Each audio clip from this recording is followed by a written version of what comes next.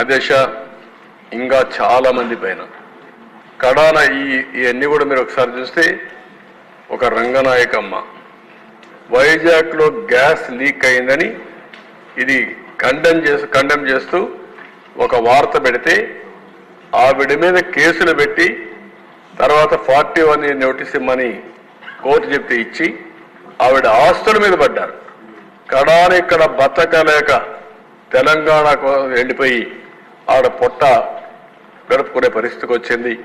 ఈ ప్రభుత్వం వచ్చిన తర్వాత అలాంటి బాధితురాలు మళ్ళా ఇక్కడికి వచ్చి ఆవిడ ఏవైతే ఎన్నో సంవత్సరాలుగా నడుపుతున్నట్టు ఆవిడ హోటల్ని ఆవిడకే ఇప్పించిన పార్టీ ఈ యొక్క ఎన్డీఏ ప్రభుత్వం.